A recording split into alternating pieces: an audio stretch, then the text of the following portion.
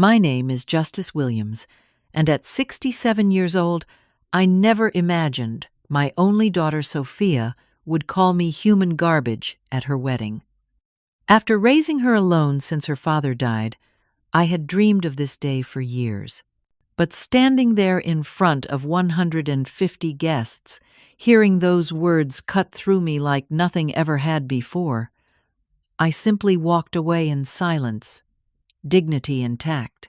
Sometimes the quietest responses speak the loudest volumes.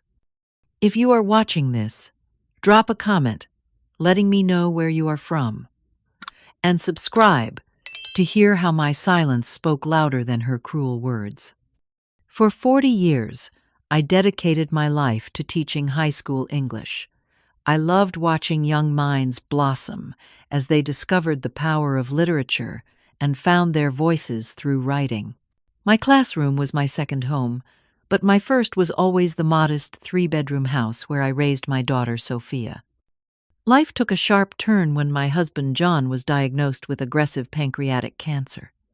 Sophia was only 8 years old when he passed away just 6 months after diagnosis. The pain was immeasurable, but I had no choice but to be strong for our daughter. John had been an accountant with a small local firm, and while he had some life insurance, it was hardly enough to sustain us for the decades ahead. I made the decision then that Sophia would never feel the absence of opportunity because she had lost her father. This meant taking on extra work whenever I could. I tutored students after school hours and during summer breaks. I took on administrative tasks for additional pay. I postponed any thoughts of my own retirement savings to ensure her college fund remained untouched and growing. Those early years after John died were filled with both grief and beautiful moments. Sophia was a loving child who excelled in school and showed a particular talent for debate and public speaking. She would often sit at our kitchen table, practicing her arguments while I graded papers. We had our traditions 2 nights, where we would make John's favorite pasta dish and share memories of him weekend trips to the small lake an hour from our home, where we would read books side by side on the shore. The first noticeable change came when Sophia left for college. She had been accepted to Westbridge University, a prestigious school known for its excellent pre-law program. I still remember the day we received the acceptance letter. We both cried and danced around the living room. I was so proud of her, and I knew John would have been too. To afford the tuition, I made the difficult decision to sell our family home. It was painful to leave the place filled with so many memories, but I told myself it was an investment in Sophia's future. I moved into a small 2-bedroom apartment and put the remaining money from the house sale directly into Sophia's education fund. During her first year at Westbridge, Sophia would call regularly. Her excitement about her classes and new friends brought me joy. But gradually the calls became less frequent. When she did call, there was a subtle shift in her tone when discussing home or her childhood. She seemed almost embarrassed by our middle-class life when compared to her new college friends from wealthy backgrounds. By her junior year, Sophia had developed what I can only describe as a new persona.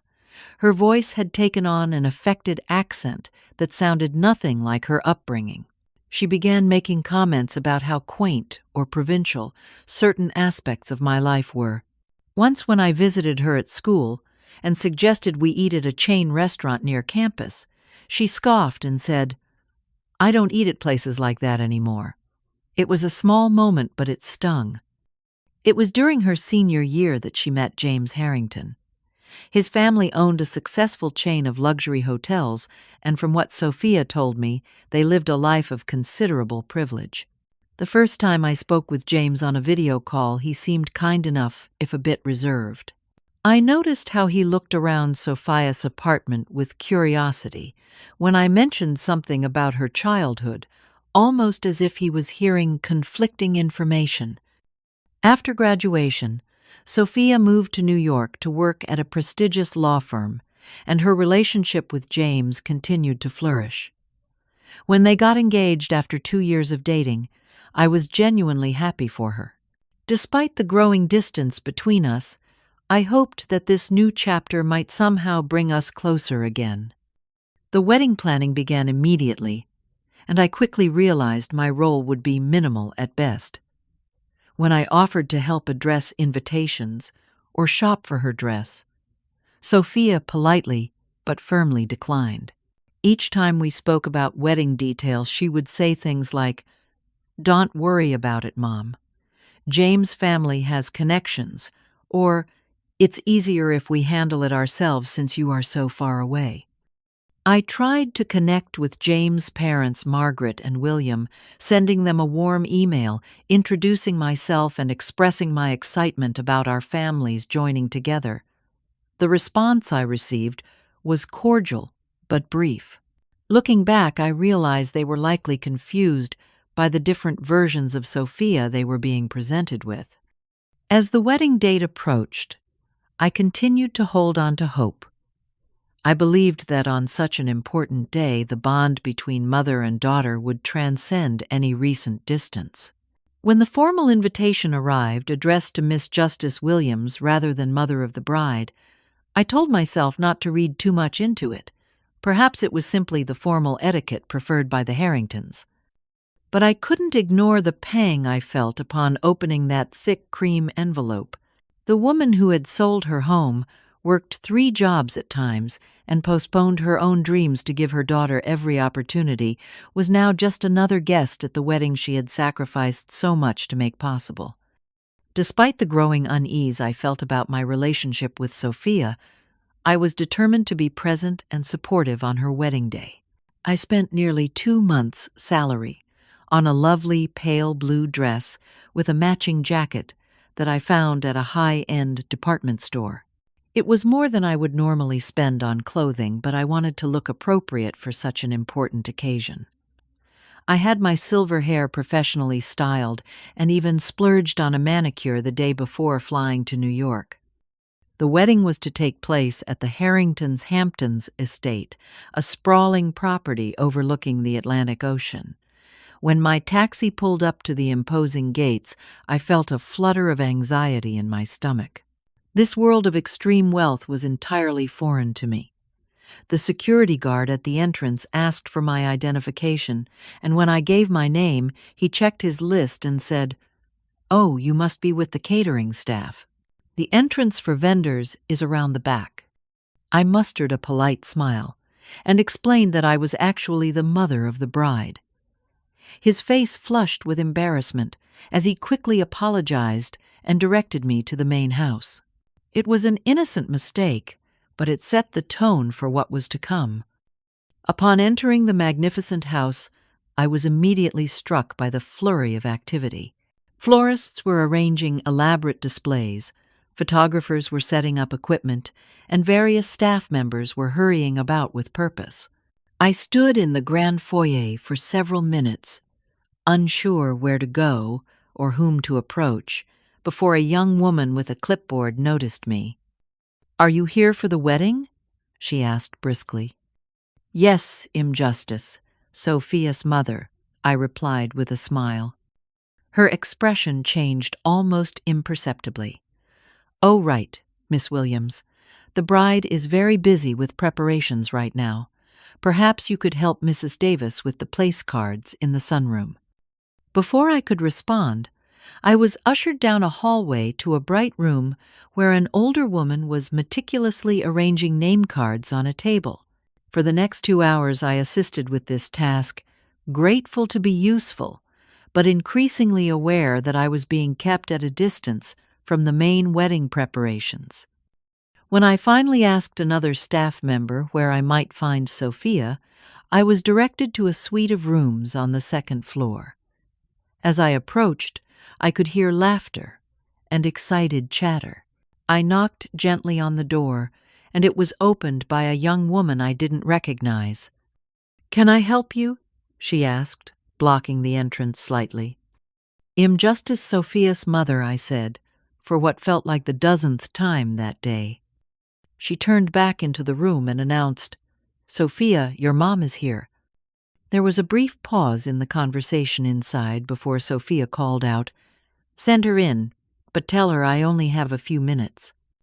The room was filled with 5 young women in matching silk robes, champagne flutes in hand. Sophia was seated at a vanity, while a makeup artist worked on her face.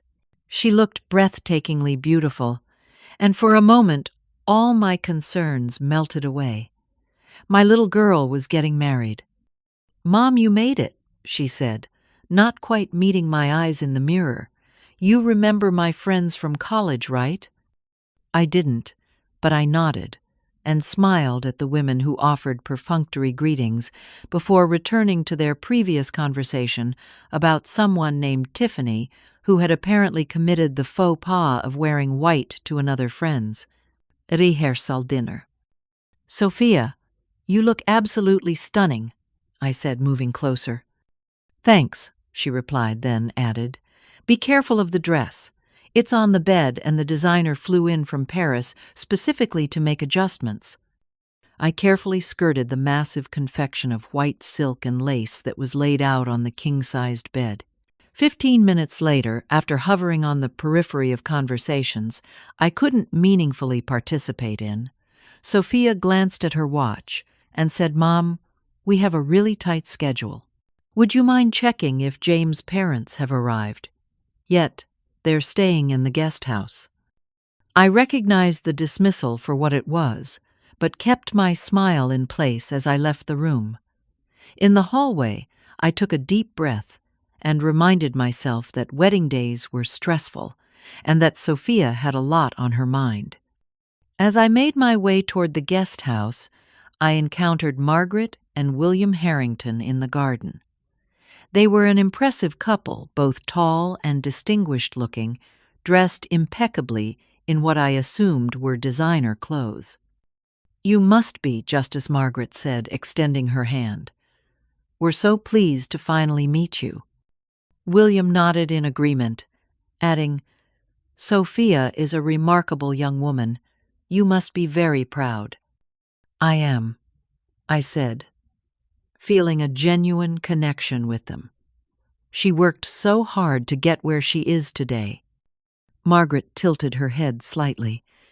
Yes, she mentioned how she put herself through college while working multiple jobs. Such determination. I felt as if someone had poured ice water down my back. Put herself through college, I had sold our family home to fund her education. She had never worked during her undergraduate years because I wanted her to focus on her studies. I managed to maintain my composure. Perhaps there's some confusion. I actually sold our house to pay for Sophia's education. She didn't need to work during college. An uncomfortable silence followed, broken by William clearing his throat.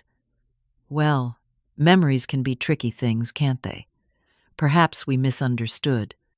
The conversation shifted to more neutral topics, but I couldn't shake the unsettling feeling that had settled over me. As we walked back toward the main house, I overheard snippets of Sophia speaking to different groups of guests. To one, she was describing a childhood filled with international travel. To another, she mentioned her mother's work as a professor at an elite university. Each story was more elaborate than the last, and none of them resembled our actual life. I had been a high school teacher who occasionally took Sophia on weekend trips to nearby states when we could afford it. We had visited Canada once for a long weekend when she was 12. There had been no European adventures, no summer homes, no academic prestige. Later that afternoon, I was introduced to James' college friends, a group of confident young men in expensive suits, who regarded me with polite curiosity. "So you're the famous justice," one of them said. "Sophia tells us you're quite the philanthropist." I blinked in surprise. "I'm afraid there must be some mistake. I'm a retired high school English teacher." They exchanged glances, and I could feel them reassessing me, trying to reconcile the modest woman before them with whatever narrative Sophia had created. Throughout the day, similar disconnects occurred. Sophia had apparently told James' sister Amy that I was a widow who had rebuilt my life through extensive charity work with underprivileged children abroad. To his grandmother, I was described as a patron of the arts who had introduced Sophia to the finer things in life from an early age. Each revelation was like a small knife to my heart. Who was this fictional mother Sophia had invented, and why wasn't the truth good enough? The final blow came when I was shown to my seat for the ceremony an hour before it was to begin. Rather than being in the front row, where the mother of the bride traditionally sits, I was placed in the 10th row, far from the central action. When I quietly asked the wedding planner if there had been a mistake, she consulted her seating chart and confirmed that this was indeed my assigned seat. As other guests arrived and took their places, I noticed James' younger sister Amy watching me with a thoughtful expression. She left her seat in the front row and came to sit beside me. "I think there's been a mistake with the seating," she said. "You're Sophia's mom. You should be up front." "It's all right," I assured her, not wanting to create any problems on my daughter's big day. "I'm happy just to be here." Amy frowned slightly. "It's not right, though. Let me talk to someone." Before I could stop her, she had gone to speak with the wedding planner. I watched their animated conversation, the wedding planner shaking her head firmly while consulting her clipboard. Amy returned looking frustrated. "She says these are the arrangements approved by the bride and groom." Amy explained, her disapproval evident. "I'm sorry. This isn't how our family would normally do things." Her kindness brought tears to my eyes, which I quickly blinked away. "Really, it's fine," I insisted. "The important thing is that Sophia is happy today." Amy stayed beside me until her mother called her back to the front row. As she left, she squeezed my hand and whispered, "I'll come. Find you at the reception." Despite everything, I felt a glimmer of hope that perhaps this day could still bring some healing. I straightened my shoulders, adjusted my pale blue jacket, and prepared to watch my only child take her vows. The ceremony itself was breathtaking. An arch of white roses and hydrangeas framed the ocean view, and a string quartet played softly as guests settled into their seats. When the music changed, and Sophia appeared at the end of the aisle on William's arm, since there was no mention of me walking her down the aisle, I felt tears spring to my eyes despite everything. She was radiant in her designer gown, her dark hair pulled back in an elegant updo with a few soft tendrils framing her face. In that moment she looked so much like her father that my heart ached with both joy and sorrow. John should have been here to see this day. As Sophia passed my row, her eyes briefly met mine. For a fleeting second I thought I saw a flash of recognition, perhaps even a hint of the daughter I had raised, but it was gone so quickly I wondered if Id imagined it. The ceremony proceeded with all the elegance money could buy.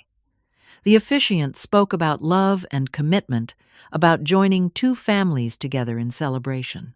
I couldn't help but notice there was no mention of Sophia's father or her upbringing, nothing that acknowledged where she had come from or the journey that had brought her to this moment.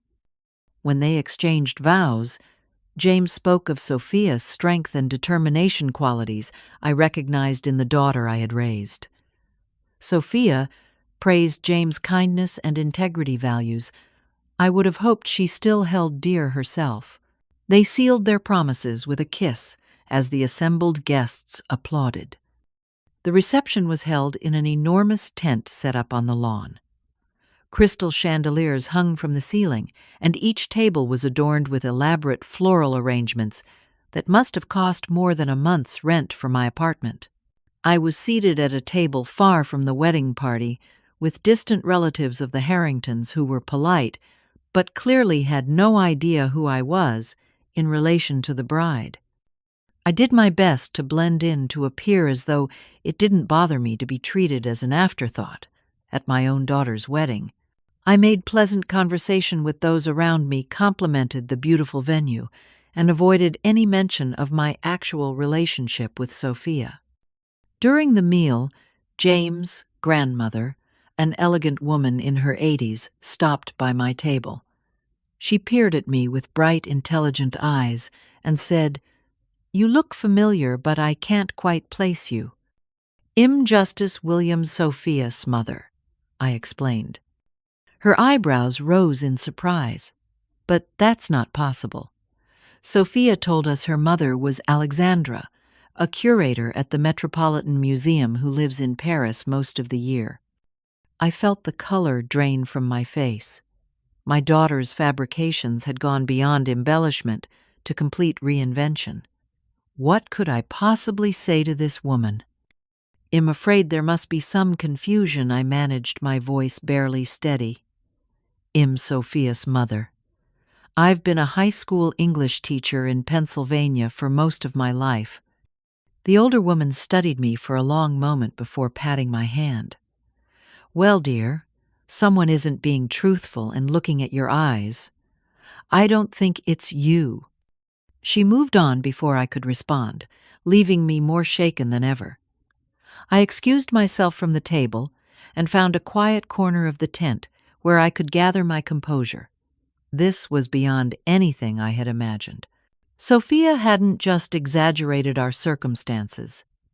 She had erased me entirely and created a fictional mother who better fit the narrative she wanted. I considered leaving then, slipping away before things could get worse.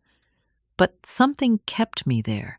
Perhaps it was the stubborn hope that there was still a chance for reconciliation, or maybe it was simple maternal instinct, the unwillingness to abandon my child even when she had effectively abandoned me. As the evening progressed, the time for toasts approached. The best man spoke first, sharing amusing anecdotes about James' college years and offering warm wishes for the couple's future. Next came Sophia's maid of honor, who talked about their friendship at Westbridge and how Sophia had always been destined for greatness. Then James took the microphone. He spoke lovingly about his new wife, about how her intelligence and ambition had captured his heart. He thanked his parents for their support and guidance, acknowledged various family members for their presence, and raised his glass in celebration of their union. When it was Sophia's turn, I felt a flutter of anxiety. Would she acknowledge me at all? Would she maintain her elaborate fiction in front of everyone? She began by thanking the guests for sharing in their special day. Her voice was poised and confident as she expressed gratitude to the Harringtons for welcoming her into their family and for the magnificent wedding they had helped create. She spoke briefly about James, describing him as her perfect match in every way. Then she paused, and her expression changed subtly. "I want to take a moment to address someone who is here today, someone who represents a chapter of my life that I'm finally closing," she said, her eyes finding me in the crowd. A hush fell over the room as guests turned to follow her gaze. I felt my heart racing, but kept my expression neutral, hopeful that perhaps this was the moment of reconciliation I'd been waiting for. "Justice Williams," she continued, her voice taking on a hard edge I'd never heard before. "You sit there in your discount store outfit pretending to be happy for me, but we both know the truth, don't we?" I felt as if the air had been sucked from my lungs. Around me, guests shifted uncomfortably, sensing they were witnessing something they shouldn't.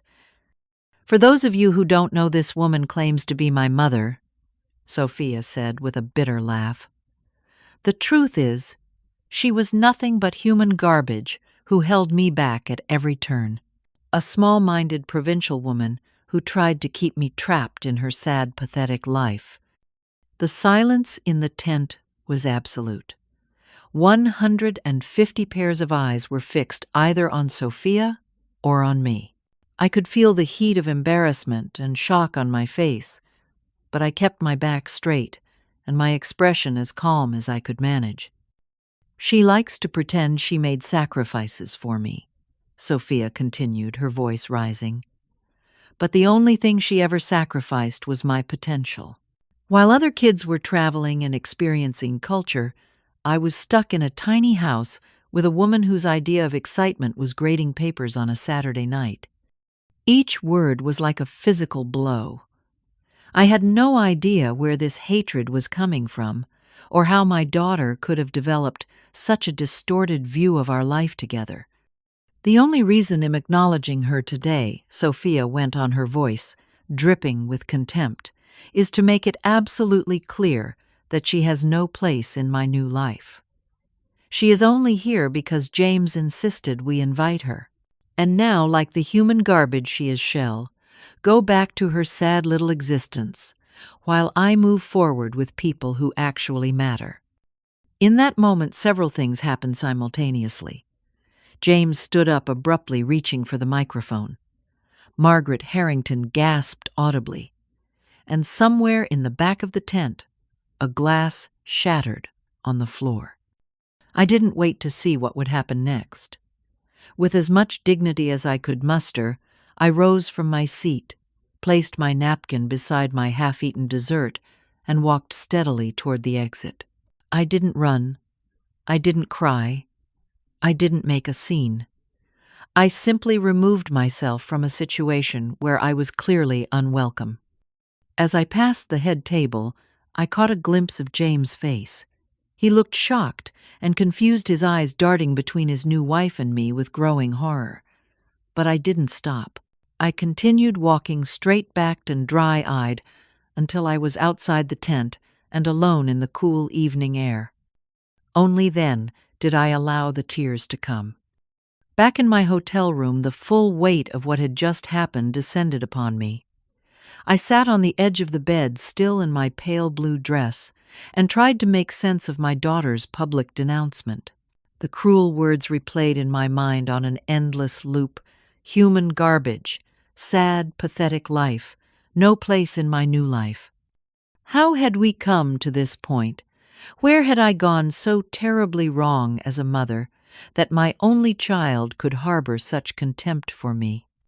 I thought back to Sophia's childhood, the nights spent reading bedtime stories, the school projects we had worked on together, the countless small moments of love and connection. I remembered holding her as she cried after her father died, assuring her that we would get through it together. I recalled her high school graduation, how proud she had been to be named valedictorian, how she had thanked me in her speech for always believing in her. Had that all been a lie? Had she secretly resented me all those years? My phone rang, startling me from my thoughts. It was Elaine, one of my oldest friends, who had also been invited to the wedding. She had been seated at a different table and had witnessed the entire horrible scene. "Justice, are you all right?" she asked when I answered. What Sophia did was inexcusable. "I'm leaving right now to come to your hotel." "No, please don't," I said, surprised by the steadiness in my voice. "I need some time alone right now." "But you shouldn't be by yourself after something like that," Elaine insisted. "That girl has lost her mind. The things she said about you, they were monstrous." "She's still my daughter," I replied, feeling a strange protective instinct despite everything. "I don't want to talk badly about her even now." 2 more calls came in rapid succession. My friend Patrice, who had also been at the wedding, and my neighbor Linda, whom Elaine had apparently contacted. Both were outraged on my behalf. Both wanted to come to my aid, and both were gently but firmly turned away. Their concern touched me deeply, but I knew that what I needed most was solitude to process this profound betrayal. As the night wore on, sleep eluded me. I sat by the window of my hotel room, looking out at the distant ocean and the starry sky above it. I thought about John, wondering what he would make of the woman our daughter had become. Would he have seen warning signs I had missed? Would he have known how to prevent this rift from forming? I replayed moments from Sophia's life, searching for clues. Had there been indicators of her dissatisfaction that I had overlooked? I remembered her excitement. When she was accepted to Westbridge, how she had hugged me tightly and said, "We did it, Mom. Not I did it, but we." Had that been genuine? Or was she already planning her escape from the life we had shared?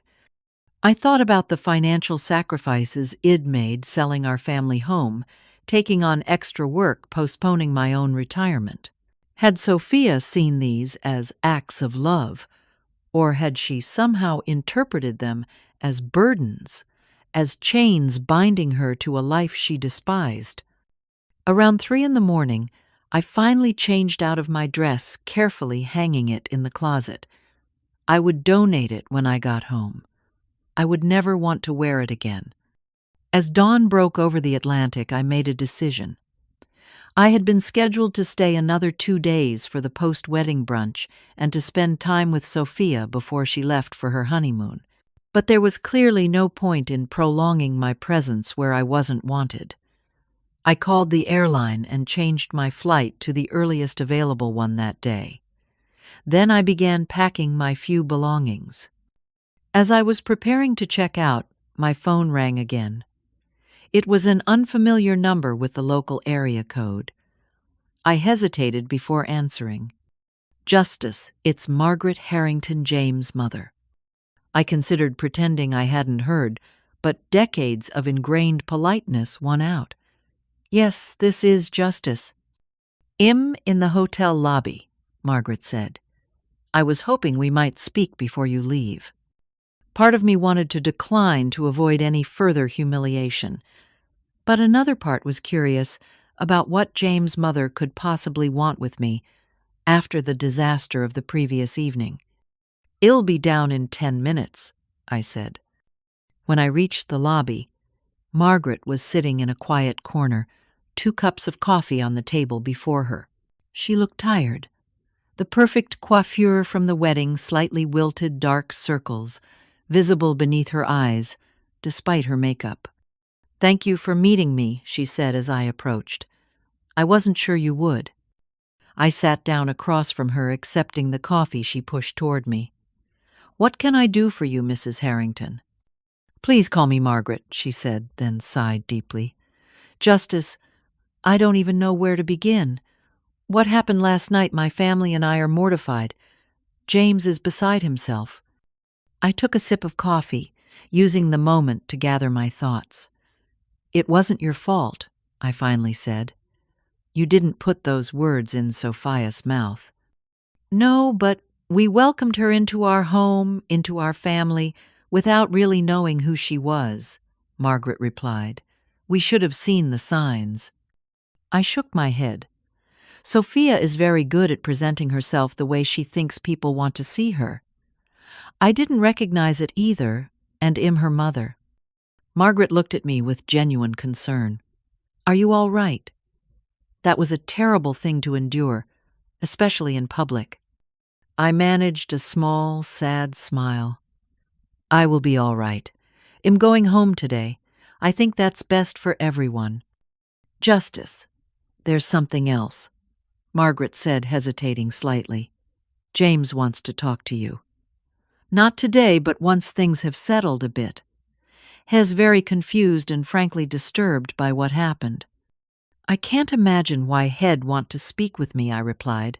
"I'm sure Sophia has told him all sorts of things about me over the years." "That's just it," Margaret said, leaning forward. "I'm beginning to think a great deal of what Sophia has told all of us isn't true. Would it be all right if I came to visit you next week? There are some matters I'd like to discuss that I think might bring some clarity to this situation." I was surprised by the request, but found myself nodding. "If you think it would help you, are welcome to visit, though I don't live in anything like what you're accustomed to." Margaret reached across the table and briefly touched my hand. Sometimes the most valuable perspectives come from places very different from our own. We exchanged contact information, and shortly after, I checked out of the hotel and took a taxi to the airport. As the plane took off, I watched the Hamptons coastline recede below me, the sprawling estates growing smaller until they disappeared altogether. Somewhere down there was my daughter, beginning her new life without me. The journey home was a blur of airports and uncomfortable seats, my mind too preoccupied to notice the physical discomfort. When I finally unlocked the door to my small apartment, I was greeted by silence and the lingering scent of the lavender candle I had lit before leaving days earlier. I moved through the rooms, touching familiar objects, books I'd collected over decades of teaching the quilt John's mother had made for our wedding photographs of Sophia at various ages. In each image, she was smiling, her eyes bright with what I had always believed was happiness and love. Had it all been an illusion? I picked up a photo taken on her 16th birthday. We had gone to a local restaurant, nothing fancy but her favorite. In the picture, she was blowing out candles on a chocolate cake, looking directly at the camera with an expression of pure joy. Had she already been planning her escape then? Had she already begun to resent the modest life we shared? I placed the photo face down on the shelf. Whatever answers I was seeking wouldn't be found in frozen moments from the past. Somehow I needed to find a way forward from here to rebuild a life that no longer included the daughter I'd sacrificed everything for. The week following the wedding was one of the most difficult of my life. I went through the motions of daily activities, shopping for groceries, watering my plants, answering emails from concerned friends, but I felt as if I were moving through thick fog.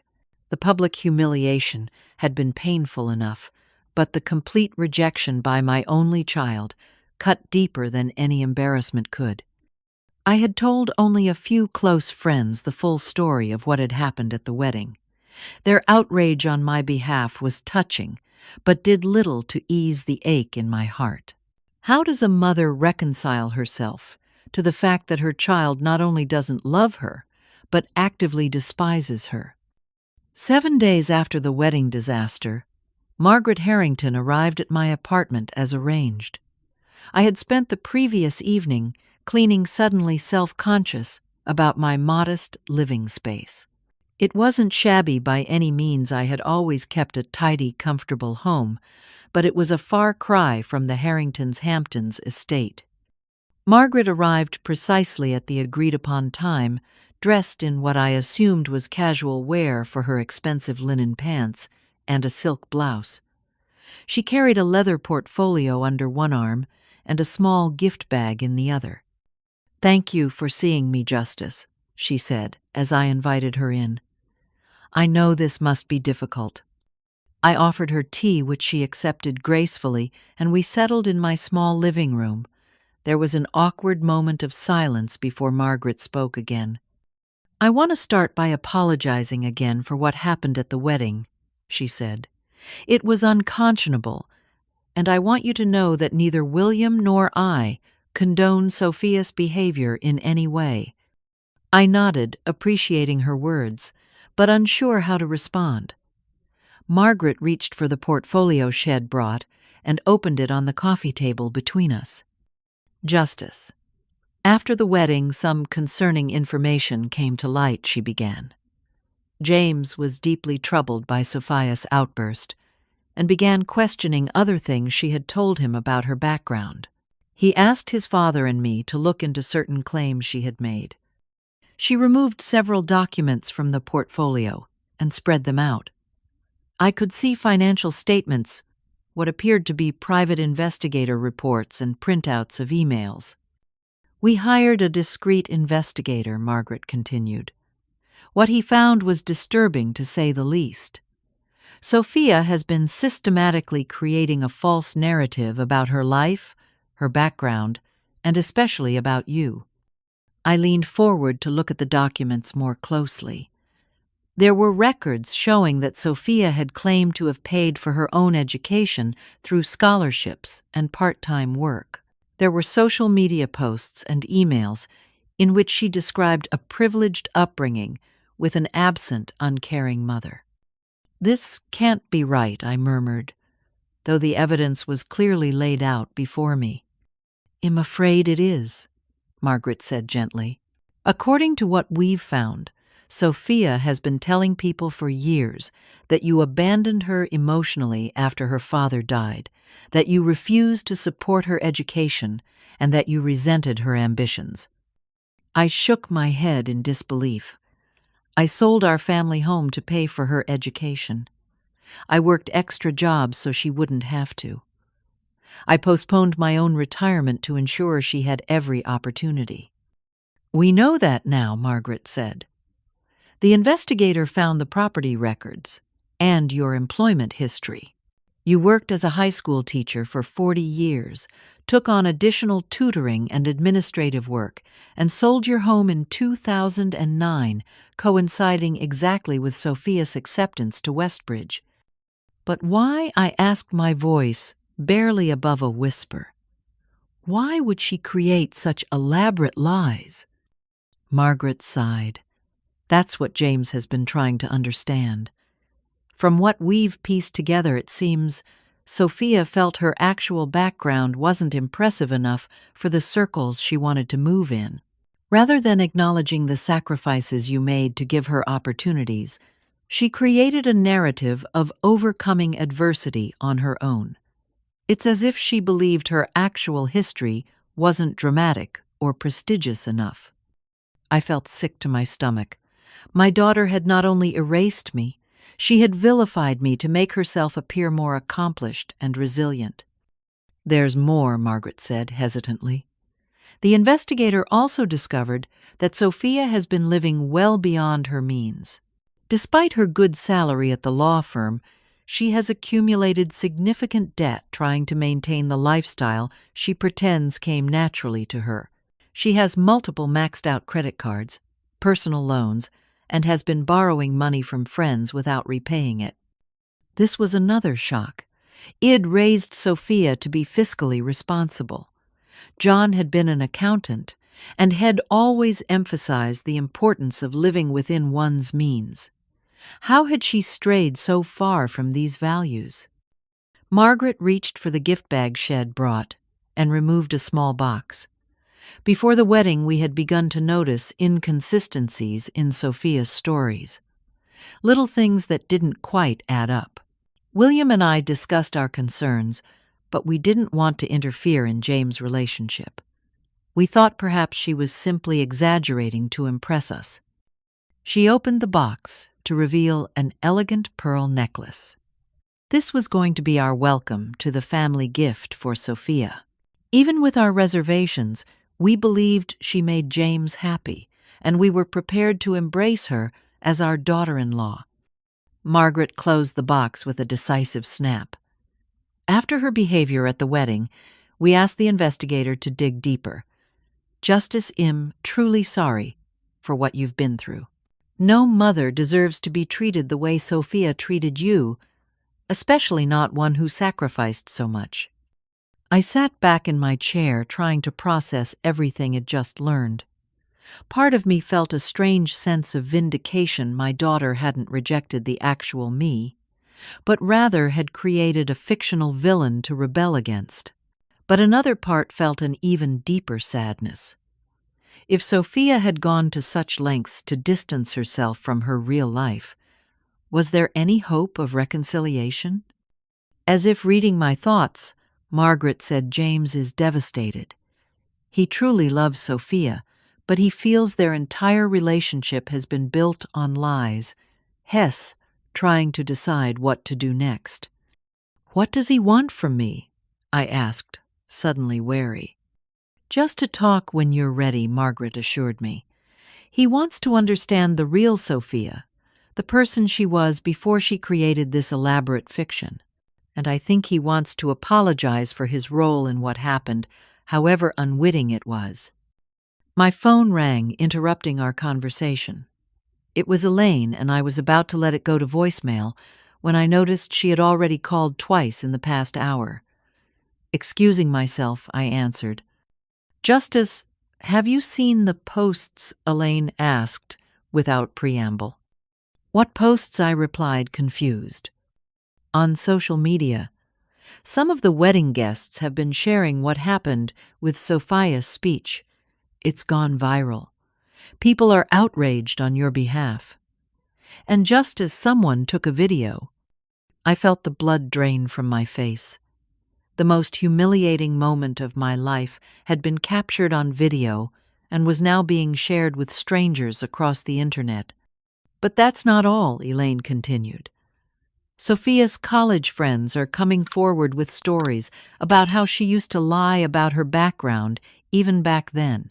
And some of James' friends are posting about how they always thought something was off about her stories. I thanked Elaine for the information and hung up, turning back to Margaret with what must have been a shell-shocked expression. "You didn't know," she said. "It's been happening since yesterday. William has been trying to get the original video taken down, but you know how these things spread." I nodded mutely. My private pain had become public spectacle. Justice, Margaret said, leaning forward to meet my eyes. "You did nothing wrong. You were a devoted mother who made incredible sacrifices for her child. The fact that Sophia couldn't appreciate that reflects poorly on her, not on you. Her words were kind, but they couldn't erase the hurt or the public humiliation. Still, as I looked at the evidence spread across my coffee table, I began to understand that this situation was far more complex than a simple rejection. My daughter had been living in a web of her own making for years, and now that web was unraveling spectacularly. As Margaret prepared to leave, she handed me a sealed envelope. "James asked me to give you this. He would like to meet with you when you're ready, but he understands if you need time." I accepted the envelope, not yet ready to read whatever it contained. At the door, Margaret surprised me by embracing me briefly. "This isn't over yet," she said, "and when the truth comes out fully, as it inevitably will, I hope you'll remember that there are people who see your worth, even if Sophia currently cannot." After she left, I sat for a long time with the unopened envelope in my hands, wondering what James could possibly have to say to me and whether I had the strength to hear it. 2 weeks after the wedding, my phone rang with an unfamiliar number. I had become wary of answering unknown calls, as several journalists had somehow obtained my contact information and were seeking interviews about the wedding incident, but something compelled me to answer this one. "Justice, it's James. James Harrington." My heart skipped a beat.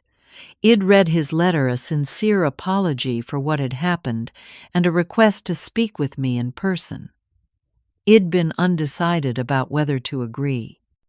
"Yes, James," I replied, keeping my voice neutral. "How are you?" There was a pause before he answered. "Not great, to be honest. I returned early from our honeymoon. Sophia and I are. Is it possible for us to meet?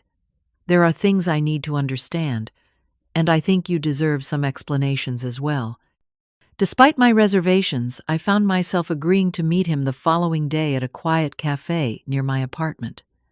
I spent a restless night wondering what he would say and how I would respond. When I arrived at the cafe, James was already there, sitting at a corner table away from other patrons. He looked different from the confident groom I'd seen at the wedding.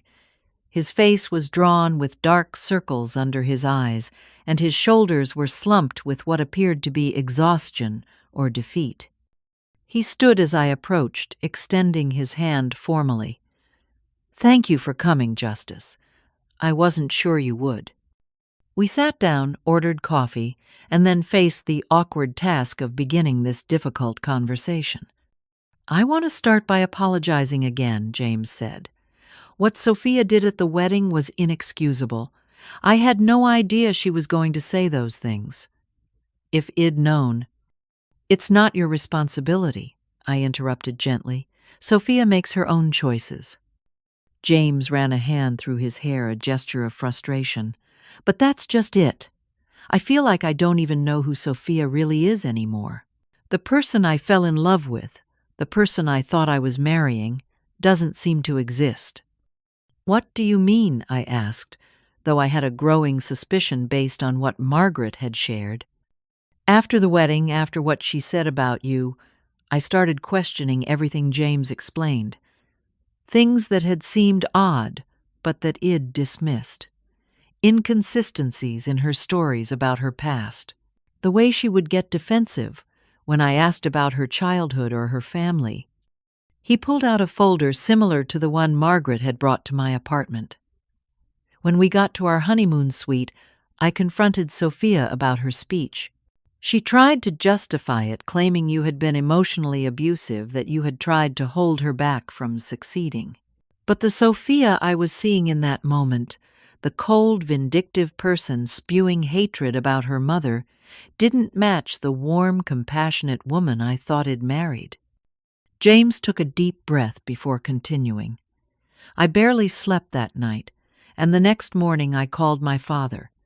He told me about the investigation they'd started before the wedding and what they'd found so far. I asked him to dig deeper. He opened the folder and showed me more documents, credit card statements, showing massive debt emails, in which Sophia had described fantastic vacations and privileges. Shed never actually experienced evidence that she'd been claiming to financially support you rather than the other way around. She told me that you were dependent on her, James said, his voice reflecting his disbelief. That she sent you money every month to supplement your meager pension, that you called constantly asking for more.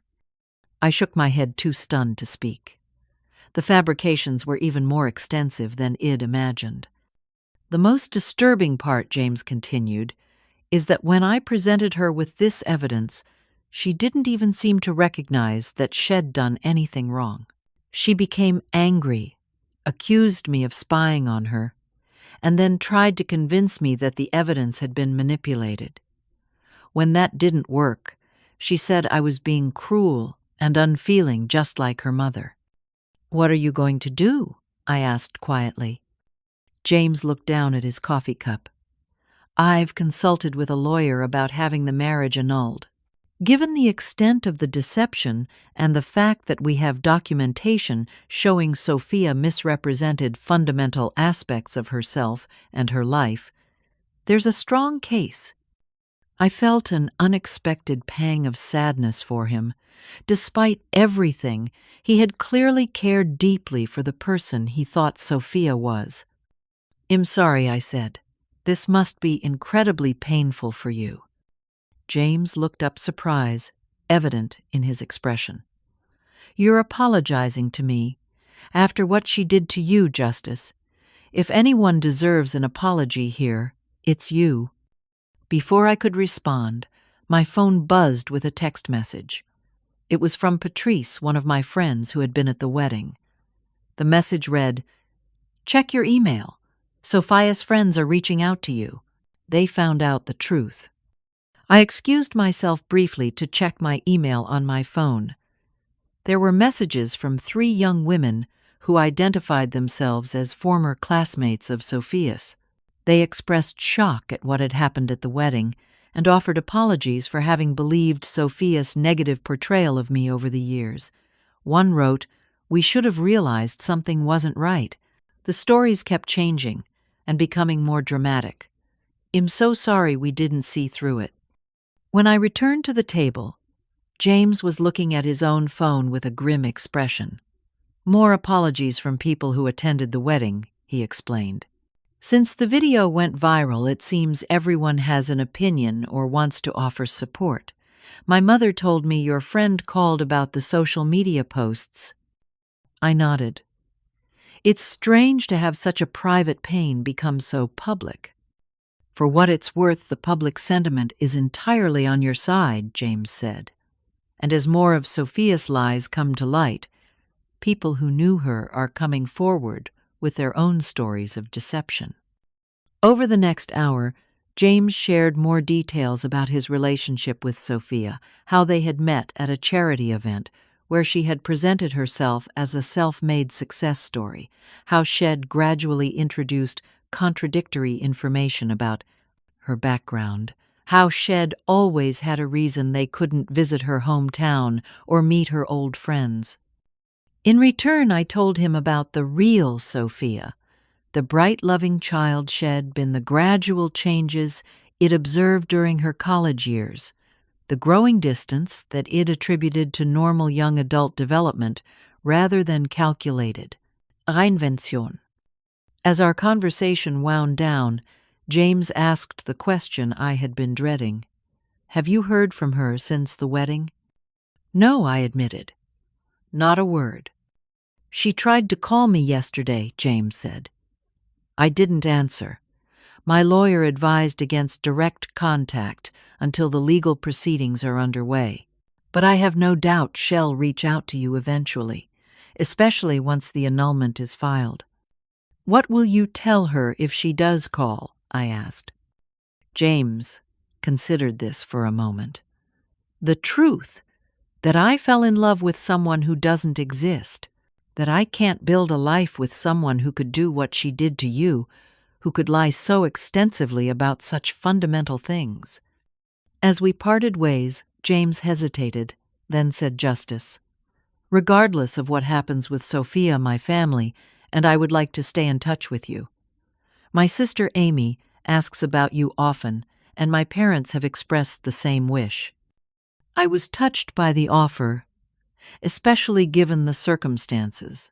"That's very kind," I replied. "I'd like that too." That evening, as I was preparing dinner, my phone rang. It was Sophia's number.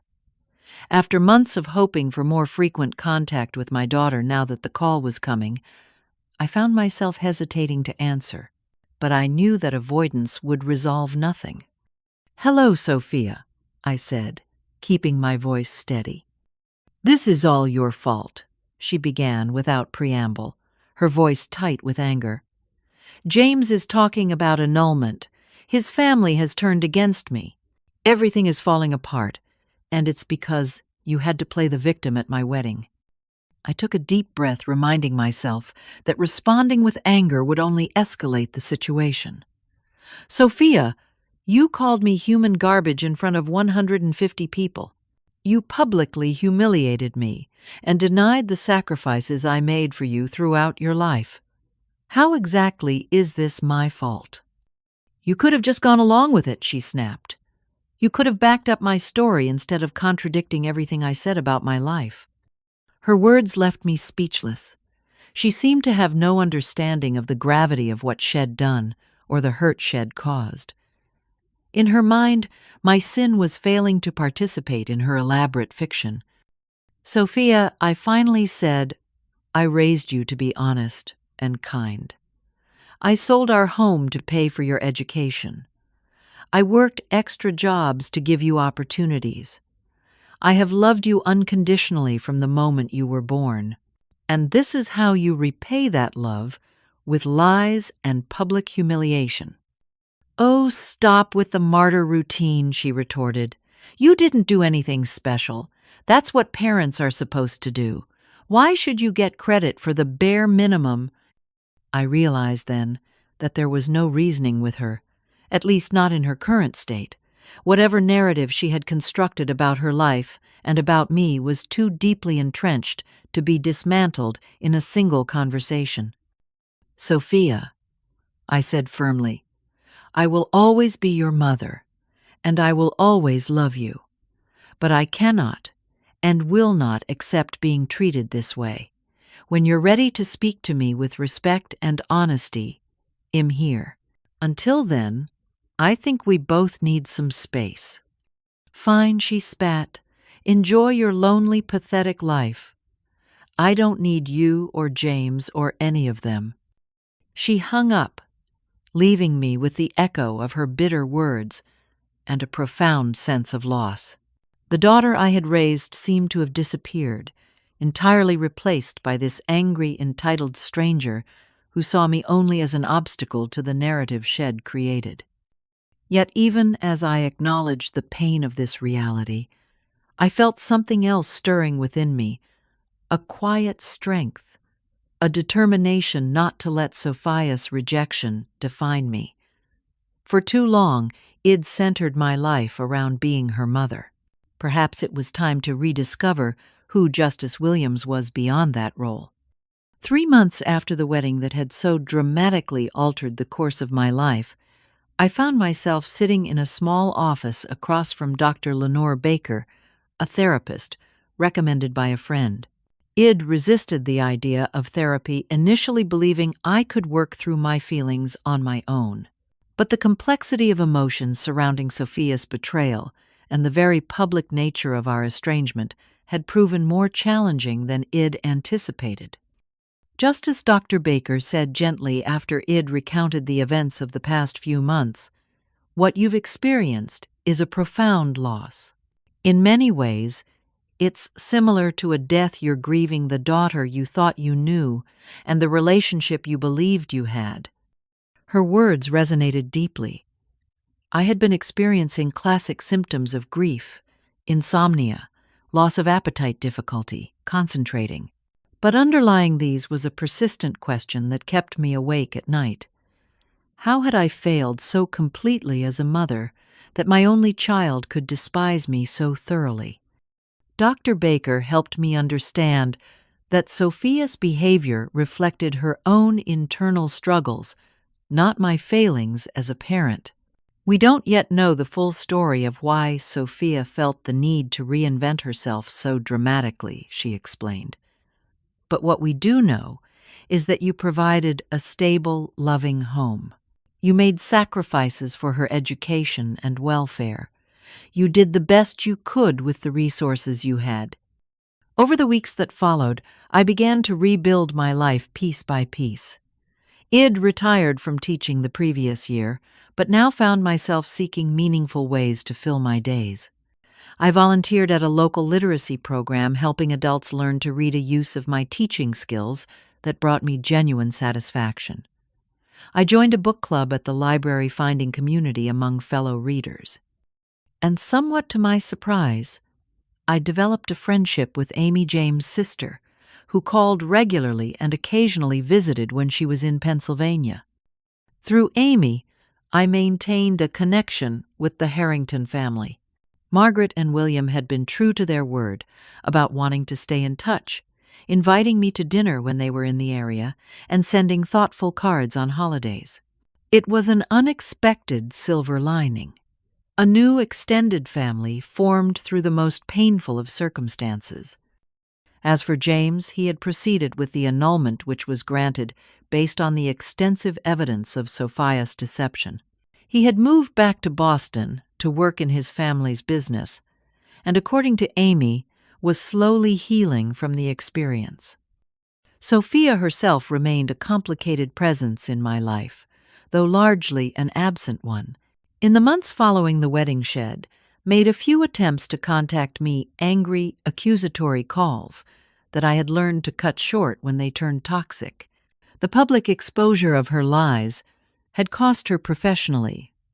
As well, the law firm where she worked had placed her on leave pending a review of her conduct, concerned about how her public behavior might reflect on them.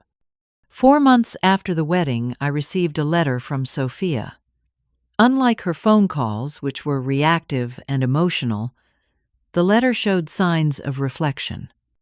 "Mother," she wrote, "I have been speaking with a therapist as part of my leave requirements from the firm. She has encouraged me to consider my actions and their impact on others. While I still believe you didn't understand my needs growing up, I recognize that my behavior at the wedding was extreme and hurtful. I'm not ready to apologize fully as I still have much to work through, but I wanted you to know I'm trying to understand what happened between us. It wasn't the heartfelt apology I might have hoped for, but it was the first acknowledgement from Sophia that her actions had been wrong. I responded with a brief note, encouraging her continued therapy and expressing my hope that she was finding clarity. I didn't offer immediate reconciliation or absolution. It's too easy for those raised in a culture of unconditional maternal love to take advantage of a mother's forgiveness. But I left the door open a crack for future healing. 6 months after the wedding, I agreed to meet Sophia in person. We chose a neutral location, a cafe in Philadelphia, halfway between my home and hers, and Amy accompanied me for support, though she sat at a separate table to give us privacy. Sophia looked different, thinner, less polished without the glossy veneer shed maintained for so long. When she spoke, her voice lacked the artificial refinement shed adopted in college. She sounded more like the daughter Id raised. I asked how she was doing, and she told me she'd lost her job at the law firm and was working as a paralegal at a smaller practice. She was continuing therapy and had begun to understand the roots of her behavior, the insecurity she'd felt at Westbridge among wealthier students, the shame she'd internalized about our middle-class life, the fear that she'd never be accepted in the elite circles she aspired to join. I listened without interrupting, neither absolving her nor condemning her. When she finally asked if I could ever forgive her, I chose my words carefully. Forgiveness isn't a single moment, Sophia. It's a process for both of us. I can forgive the hurt you've caused me while still requiring change and accountability moving forward. I will always love you because you're my daughter, but rebuilding trust will take time and consistent effort. She nodded, tears in her eyes. I don't know if I can ever make this right, she said. It's not about making it right, I replied. What happened, happened. We can't erase it. It's about what we build from here forward, if you're willing to build something based on truth rather than fiction. We agreed to cautious, limited contact, monthly phone calls, and occasional supervised visits. It wasn't the close mother-daughter relationship Id once envisioned, but it was a beginning based on reality rather than fantasy or obligation. 1 year after the disastrous wedding my life had transformed in ways I never could have predicted, Id moved to a brighter apartment in a community with more activities for seniors. Id expanded my volunteer work to include mentoring teenage girls from disadvantaged backgrounds, using my experience as both a teacher and a mother to provide guidance and support. Id developed new friendships and strengthened old ones, creating a network of connection that sustained me. Most importantly, Id rediscovered myself as an individual, not just as Sophia's mother. For decades, Id defined myself primarily through that role, measuring my success or failure by her accomplishments and our relationship. Now I was learning to see myself as a complete person, with my own value, interests, and purpose. My relationship with Sophia remained a work in progress. There were setbacks, moments when she reverted to blame and justification, and times when I found myself unable to move past the hurt she'd caused. But there were also small steps forward, a genuine laugh shared over a memory, a moment of real connection untainted by pretense. I don't know what the future holds for us, whether we'll ever fully bridge the chasm that opened between us, or if this cautious, limited relationship is the most we can achieve. What I do know is that my worth is not determined by my daughter's perception of me, that love doesn't require martyrdom or erasure of self, and that forgiveness, when it comes, is a gift I give myself as much as others. The most profound lesson I've learned through this painful journey is that sometimes silence speaks louder than any words. When I walked away from that wedding reception, with dignity intact, refusing to engage in public drama despite devastating provocation, I demonstrated a strength I didn't know I possessed. That quiet dignity has become my foundation as I build this new chapter of my life. So if you're facing your own betrayal, your own moment of public humiliation or private heartbreak, remember this. Your response in that moment matters more than the hurt inflicted upon you. Choose dignity over drama. Choose truth over retaliation. And most importantly, choose to keep moving forward one small step at a time until you find yourself in a place where the pain no longer defines you. Have you ever experienced a betrayal that forced you to redefine yourself? How did you find the strength to move forward with dignity? Share your story in the comments below. And if this story resonated with you, please subscribe to hear more journeys of resilience and healing. Remember, sometimes our deepest wounds become our greatest sources of wisdom. Thank you for listening, and may you find peace and purpose in whatever challenges you're facing today.